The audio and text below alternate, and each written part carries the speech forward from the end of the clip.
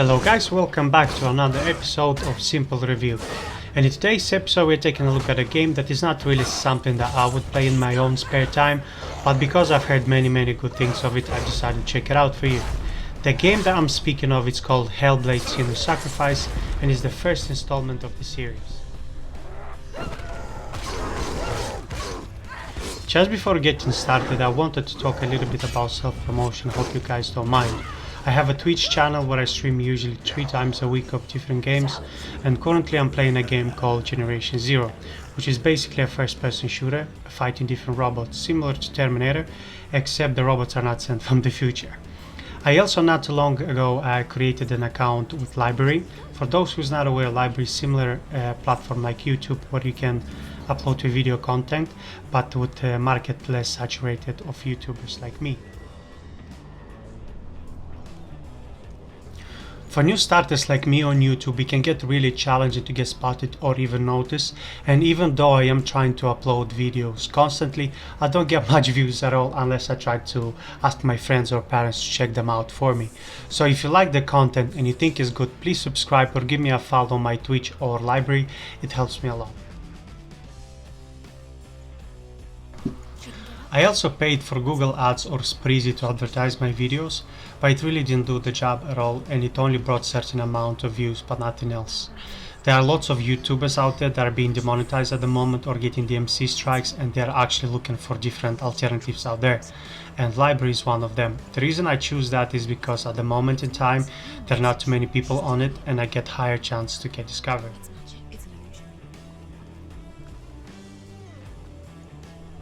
Another cool thing that you will get there is a tip button below the videos, so as a content creator you can actually receive some sort of support from the people directly, and that's obviously if they wish to do so.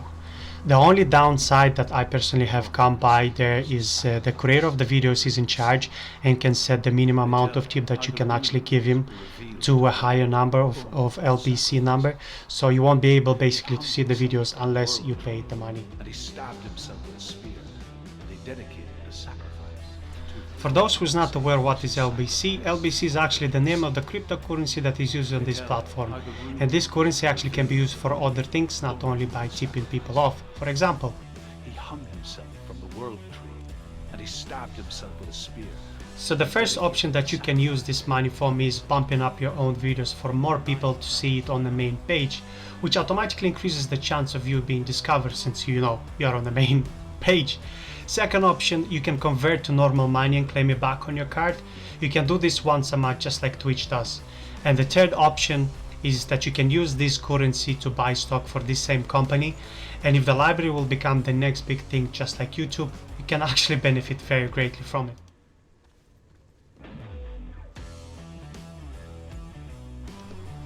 I have only discovered these things recently, and so far I really like what Library stands for.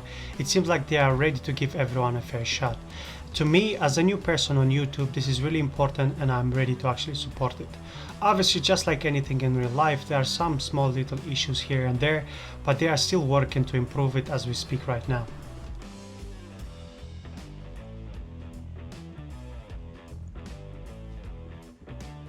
Something cool that I forgot to mention is if you have a large YouTube account, you can actually sync every video from your YouTube channel to the Library one without any problems. If you want to know more how to do it correctly, check out their website. There is a partner program part tab and it should give you a step-by-step instruction. Me, with a small channel of 50 subscribers, I personally did not qualify for this program. You need to have around 300 subscribers to get those videos synced.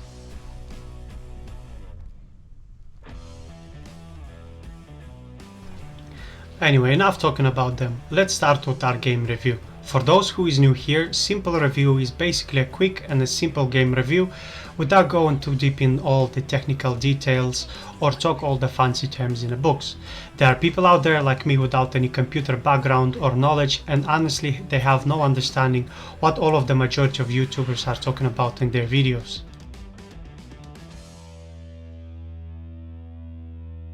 Terms like ambient occlusion, anti-aliasing or chromatic aberration, I don't know what are those, and honestly I don't need to know, because people like me have a full-time job, and when they get home after a long and tired day, they just want to sit down, play some cool and engaging games and just chill. So this game review is catered to my people, simple guys who have an average life, pretty average jobs, and from time to time they just like to play some games.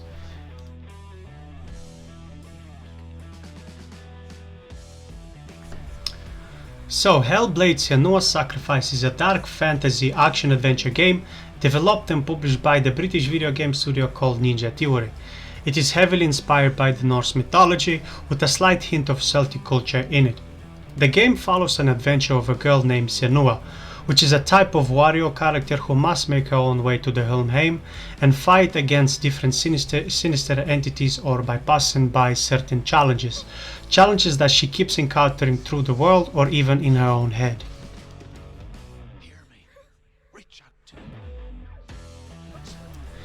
Hellblade: Senua's Sacrifice was released worldwide for Microsoft Windows and PlayStation console in August 2017, Xbox One in April 2018, and Nintendo Switch got it in April 2019.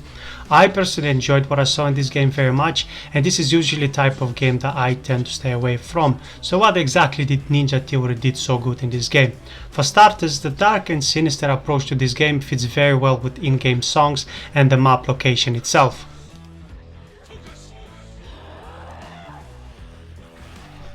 The in-game combat system is very simple. It consists out of a basic button mashing technique like in good old Mortal Kombat times. You have a button for light hit, heavy hit, block and roll, nothing too crazy.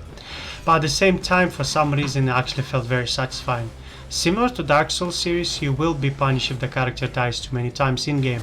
The only difference between them two, if you die in Hellblade, you will have to start from the start of the game. You are basically getting a permanent death.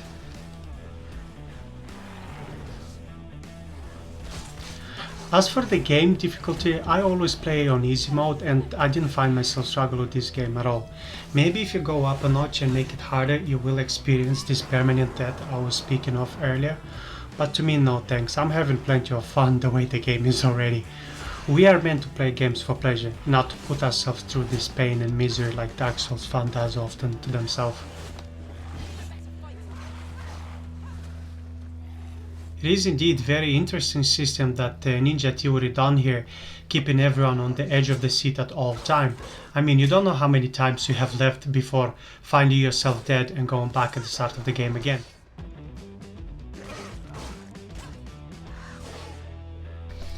Now let's speak of the setbacks that the game has to offer. The only one I found personally irritating was the longevity of the game itself. It is a very short campaign compared to majority out there. In the main storyline it can extend up to 10 hours only, and that's obviously depending on the pace of which you play the game. There are plenty of puzzles around the map that require some thinking before moving forward to the next stage, and that can significantly slow down the pace for you.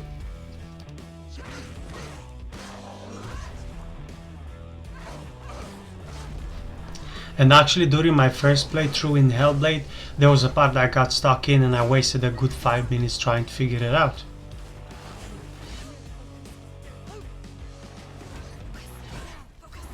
More than often, Ninja Theory uses some cool visual effects that can really throw you off for a bit, and it makes you really question yourself if you just saw what you just saw or your mind is playing a trick on you.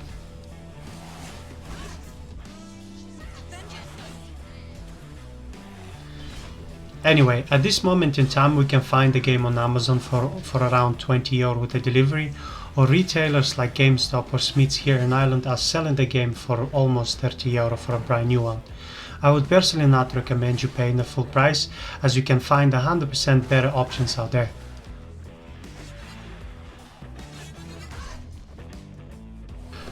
For starters, if you get lucky you can find the game on Marketplace from someone who doesn't need it anymore, and usually can get 2 or 3 games for the price of €30, which to me is actually a very good deal.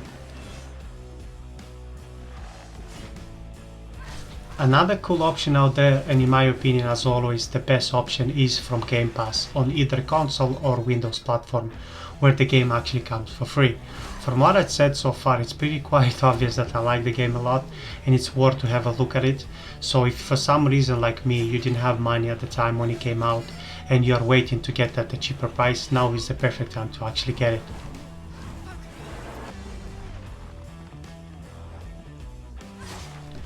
And just to add something else on top, there's actually the second installment out already called Senua Saga Hellblade 2, and as far as I understood it's even better than the initial installment. They have already a strong foundation base from this game and now it got even better, so probably we get Senua Sacrifice on steroids, so you're welcome.